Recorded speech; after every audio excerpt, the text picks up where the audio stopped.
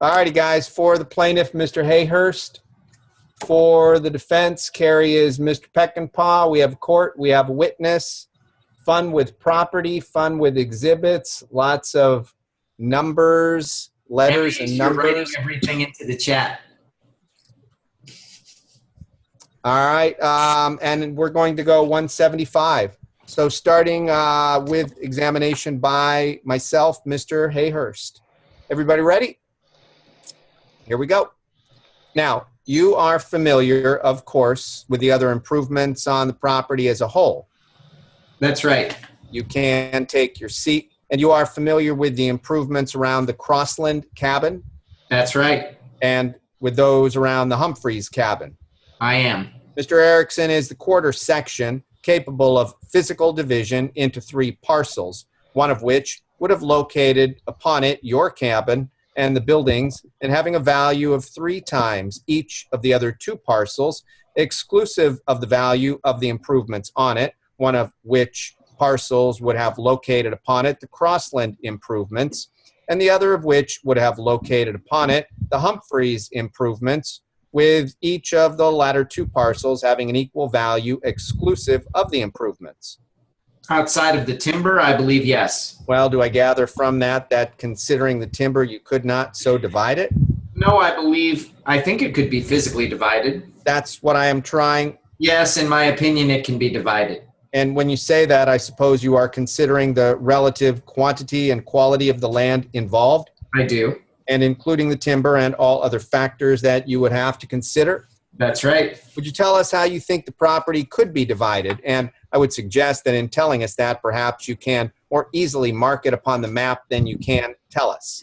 I think he'd probably have to take his own map that he's marked here. Do you have a map of your own that you have made some divisions on? Yes, I have. I think the court is familiar with this map. We had it up here. Do you have a ruler, Mr. Sousa? Is the one that council now has a duplicate of the contour map that's on the board or not? It is a duplicate contour map. The same map that's on the board, except it's marked up by you and others. I might state that the map that Mr. Peckinpah has handed to me is a map that was originally mine before it was appropriated either by Mr. Peckinpah or by Mr. Fryer. It has in the left. We thank Mr. Hayhurst for the use of it. Can we refer to it as an exhibit then in the record? We have no objection to it. For the purpose of illustration only, may it merely for identification, illustration only. All right, we can agree it's a duplicate contour, same scale, same figures as on the board. Well, we can agree that the printed portion of the map is identical with the printed portion of the map on the board.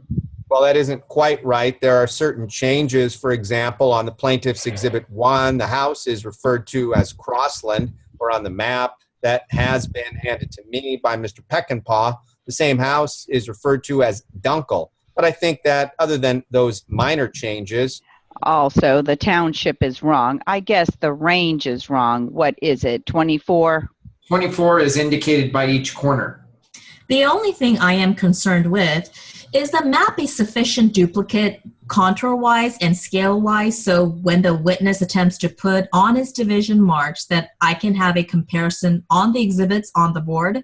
I think I can clarify that in the examination if we could have it marked, and I think for clarity, we should mark this as Defendant's Exhibit A for identification. We have so many marks on that. If we can get another copy, we can just put one thing on it and substitute it later on. I am going to suggest that what we do is to have Mr. Erickson come to the map, and we will use a blue pencil, and the other markings can be ignored. Mr. Erickson, I show you the map that Mr. Peckinpah has handed me, marked as Defendant's Exhibit A for identification. As you have stated, I believe that you have previously examined this map and have made a physical partition in line with the question I asked you. That's right. And could you generally point out in what way you think the property could be divided?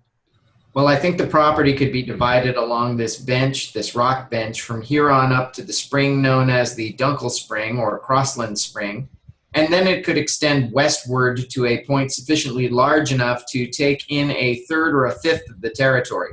To shorten time, are you referring that one parcel would be roughly in this shape? That's right. In other words, if I can mark that, it would be at a point which I will mark, begin at a point that I will mark E8 on the south boundary of the quarter section. That's right. Go north to a point which I will mark on here as being E9, then run west or westerly to a point that I will mark on the map as E10, then south to a point on the map that I will mark E11, and then west on the map to a point that I will mark E12, then south to a point that I will mark as E13, and then east along the southern boundary of the property to E8. That's right.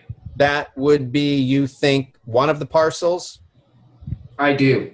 And in your opinion, is that parcel the parcel with a 1/5 value or a 3/5 value?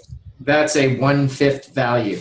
In making your boundaries run in these lines and directions, for example, from E8 to E9, you mentioned it running along the rocky ledge. Did I gather from that you meant this line should go directly between points E8 and E9, or that there should be a line run between these points which would more closely follow the ledge itself? Not necessarily, just simplicity of getting a description of the property. I thought it would be easier to run it right straight.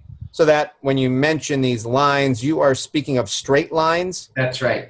Now that, or what would be another parcel that would indicate what you think would be in value 1/5 of the property, considering all the factors we've mentioned? Well, that would have to extend down around this Humphreys home and then continue on north. All right, in other words, you have drawn a blue line beginning at the point E9. Yes. And shall I draw the line just following this line? That's right. So that would start at E9 and follow around to a point I will call at its most easterly point E10, then go to the northwest to an area called, I will mark it E11, and then from E11, where would it go? Out here to this point. In other words, it would then go from E11 north to E12. That's right. And from E12, where would it go? To this point here. Which I will mark as E13. In other words, the line would run west from E12 to E13. That's right. And from E13, where would the line run? To this point here. Which would be E14. Is that correct? That's correct. From E14, where would it run? To the west line. Of the quarter section? Yes. Which would be marked here as E15? That's right. And from E15 to E12. It would run south to E12 and then run with the common boundary to E11 and then run north between E11 and E10 and then east from E10 to E9? Yes. I don't quite follow the easterly boundary of that portion there. I am going to suggest that perhaps it might be of help to put all of these boundaries in blue, Your Honor. I think it would show up. Where's the northerly terminus of the line? It would run between E11 and E12. Yes. Mr. Fryer has just called your attention, Mr. Erickson, to the fact that the line between E9 and E10 should be moved slightly north. That's right. How far on this map? To take in, just barely take in this spring here, I think, indicated on this broken line. There were two broken lines. I used the heavy one instead of the light one. Yes. And at this point between E10 and E9, you think that the line should be moved north? That's right. Just far enough to include within the parcel to the south, the point that's marked as the Dunkel Spring?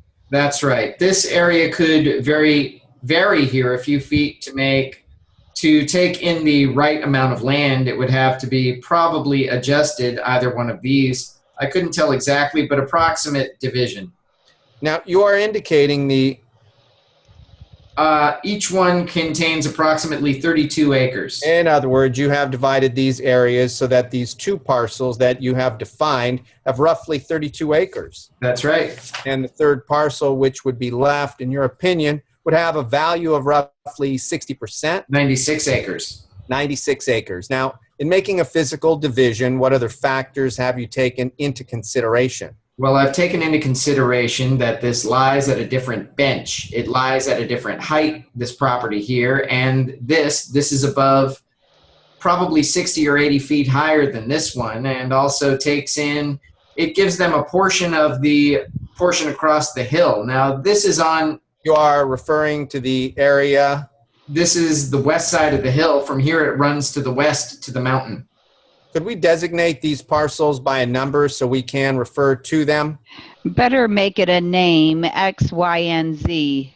Referring to the first parcel described by you, I presume in your division, that you assume that would be the parcel given to Mr. Crossland. That's right. So we can mark that on that as Crossland, and the second parcel described by you, I assume, is the one you would give to Mr. Humphreys. Yes. Mark that as Humphreys, and then the balance would be yours. Restate your question, counsel. I will withdraw my question, Your Honor.